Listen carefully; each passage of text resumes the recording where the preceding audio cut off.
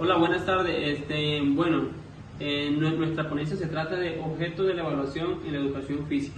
Mi grupo de exposición está conformado por José Hernández, Álvaro Benavides y quien les habla, Roberto Chazaña. ¿Listo? Entonces empecemos con el primer subtema, que es la determinación de objetos. Dice que la evaluación se debe dirigir únicamente para el alumno, ¿sí? Que la evaluación no se debe dirigir únicamente para el alumno, porque muchas veces cuando nosotros hablamos de evaluación, las personas piensan que la evaluación solamente se debe dirigir únicamente para el alumno y no es así. Este documento nos habla que la evaluación se utiliza en diferentes ámbitos, tanto como educativo como profesional, o sea, me refiero en el trabajo, ¿sí? Nosotros en todo momento estamos evaluando a XY personas de diferente manera. ¿Listo? En el ámbito educativo, tradicionalmente se utilizan tres modelos de evaluación. Una que es evaluación del alumno, en la que esta habla que cómo el docente evalúa al alumno, ¿sí? ¿De qué forma? Evaluación del profesor se refiere cuando el alumno evalúa al profesor, por ejemplo, cómo da su didáctica, cómo explica, etc. ¿Sí? Esto se da prácticamente de esta manera. Y evaluación del proceso tiene que ver tanto como el alumno como el profesor, ¿sí? Entonces se tiene en cuenta el proceso que tuvo el alumno en XY actividad y, por ejemplo, si se esforzó o no se esforzó, si utilizó los valores o no lo utilizó, así. Todo eso es la evaluación del proceso. ¿Cómo fue su proceso durante la actividad? ¿Listo? Aquí vamos a hablar del segundo tema, que dice que es la evaluación del alumno. Cuando hablamos de evaluación del alumno, dice que esto colabora mucho en el desarrollo total del individuo, ¿sí? Porque cuando nosotros evaluamos a un estudiante, estamos viendo cómo está su capacidad, ¿sí? Por ejemplo, si es prueba física, cómo está su capacidad física; si es cognitivo, cómo está su capacidad cognitiva, ¿sí? Para así saber empezar a desarrollar un plan clase o una actividad, ¿sí? O también nos referimos que para ver en qué proceso se han quedado y cómo continuar con ese proceso, ¿sí? Entonces, la evaluación del alumno, ellos aquí en esta parte proponen la taxonomía. Se refiere el ámbito cognitivo, efectivo y motor, ¿sí? Vamos a ver estos tres ámbitos que propone en la evaluación del alumno, ¿sí? Y cómo se evalúan estos tres ámbitos. ¿Listo? El primero es cognitivo, se refiere al conocimiento, ¿sí? Estrategia, táctica y técnica de aquella persona, ¿sí? Aquí nos podemos referir en la parte mental de la persona. Evaluamos de forma cognitiva, ¿sí? ¿Y cómo se evalúa lo cognitivo? Por exámenes o pruebas objetivas, así evaluando sus conocimientos y en la parte cognitiva, ¿sí? Puede ser un examen escrito, porque él ahí va a razonar, va a pensar de lo que se está tratando el examen, ¿sí? O oral o entrevista, ¿sí? La idea es que se tenga una interacción mutua para así llegar a dicho tema. Tenemos el segundo, que es el ámbito efectivo.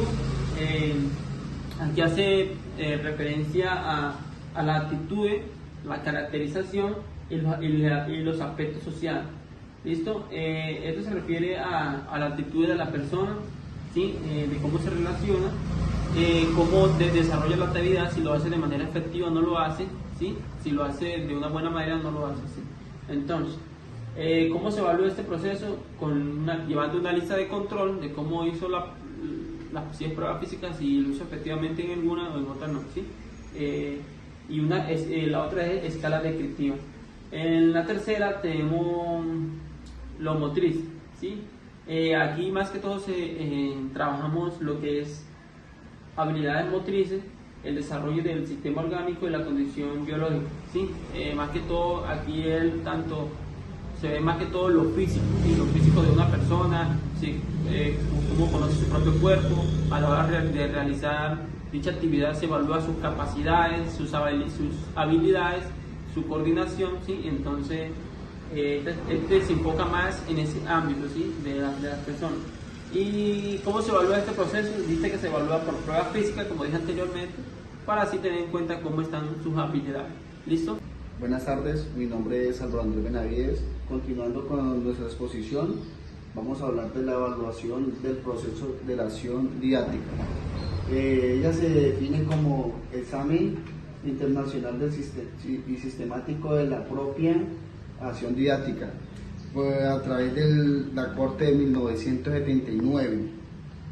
Pues la evaluación que se conoce así por la evaluación del rendimiento proporcional en alguna información acerca de los puntos débiles del proceso de la enseñanza y aprendizaje, y también insuficiente ante la estrategia de enseñanza y el diseño de programas pueden ser las causas de este proceso de acción didáctica. Pues hay algunas fases de la acción didáctica que debe ser el objetivo de la evaluación. Pues ya siguiendo el decreto que define la Corte de la evaluación del proceso implica que estas son una de las fases, que está la evaluación de los objetivos de la didácticos, la evaluación de la situación de la acción didáctica, tenemos evaluación de la realización y evaluación del sistema de la evaluación. Entonces tenemos 4 fases de acción didáctica del deber de objeto de evaluación. Vamos con la evaluación de los objetivos. Hay varias cuestiones que aparecen como relevantes, que está la continuidad entre los objetivos generales y específicos. Tenemos otra que es la pertinencia y actualidad de los objetivos, y tenemos la tercera que es la vinculación o relación de los objetivos y contenidos. En la continuidad entre los objetivos generales, pues se dice que lo específico se trata de saber si los objetivos específicos son instrumentos de función de la consecuencia de los objetivos generales. En la pertinencia pues nos dicen que los objetivos propuestos responden a las necesidades actuales de los objetivos continuos, y ya la vinculación va relacionado con el objetivo continuo hasta que el punto de los contenidos han sido apropiados para la consecución de los objetivos, bien por su relación directa y bien por transferencia. Luego de los objetivos venimos a la evaluación de las situaciones de la acción didáctica, que pues tenemos 3 aspectos para tener en cuenta, y está también conformado por los contenidos, actividades de enseñanza, forma de trabajo didáctico, forma de agrupar los alumnos, y los tres aspectos a tener en cuenta, pues está la continuidad entre los objetivos y las situaciones didácticas, la coherencia interna entre los componentes de la situación didáctica, tenemos la continuidad entre las situaciones de la acción didáctica y el nivel inicial de los alumnos. Continuamos con la evaluación de la fase práctica o a realización.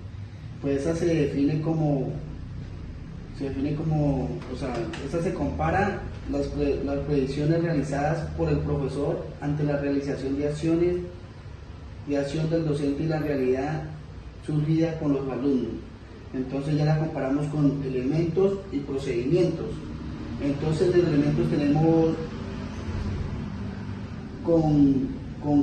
congruencia entre los objetivos previstos y conseguidos, tenemos congruencia entre el nivel previsto de los alumnos, el real de estos, y tenemos congruencia entre las situaciones didácticas previstas y las que realmente se aplican.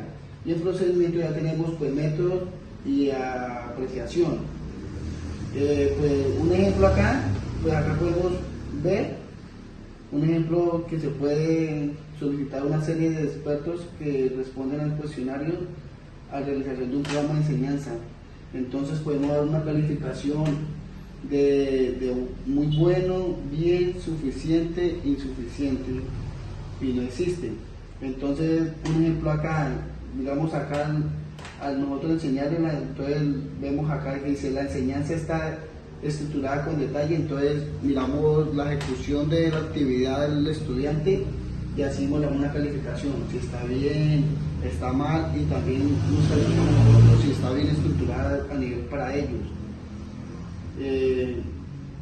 Como lo podemos ver acá, métodos de observación, pues pueden constituir un excelente medio de evaluación del proceso. El profesor necesita conocer cuál es la capacidad, actitud y madurez de los alumnos, así como el grado y el ritmo con el que asimila la enseñanza a las dificultades. Entonces ya uno conociendo los alumnos, viendo qué actividades, viendo qué movimientos pueden ejercer o realizar, así nosotros podemos planificar o organizar un plan clase adecuado y debido para ellos. Para el método de enseñanza que el cual ellos se puedan aplicar y ellos lo puedan realizar con buena disposición. Asimismo, asimismo el docente debe detectar su propia falta en la enseñanza y mejorar y alcanzar sus objetivos. Como les decía, si nosotros vemos que pronto planificamos y no están ejecutando bien los estudiantes las actividades, los movimientos, o de pronto se le dificulta mucho, puede hacer que nosotros de pronto estemos planificando mal y exigiéndole mucho más de lo normal. Buenas tardes, ahora vamos a continuar con la evaluación del profesor. Pues para la evaluación del docente es muy importante tener en cuenta dos componentes que son la concepción de la función del docente y la utilización de técnicas para la recolección de datos. Ahora la función docente en el trabajo de Seichner en 1983, en su trabajo en el cual pues para la evaluación y la investigación del profesor se consideran 5 paradigmas.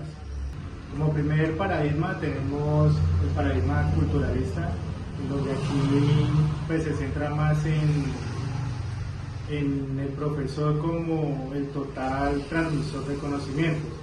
Por lo tal, tiene que ser un experto en alguna de las áreas del saber. Como segundo paradigma tenemos el personalista, en donde se destaca de manera importante la estimulación del profesor en el desarrollo del estudiante. Como siguiente paradigma tenemos el paradigma técnico, en donde pues, el profesor debe ser un técnico eficaz dando resultados a situaciones observables según la perspectiva de sus aportaciones a la sociedad. El siguiente paradigma es el sociológico. Aquí pues, la evaluación del profesorado desde la perspectiva de este paradigma pues se toma en consideración de las acciones que toma y las actuaciones en el contexto sociocultural.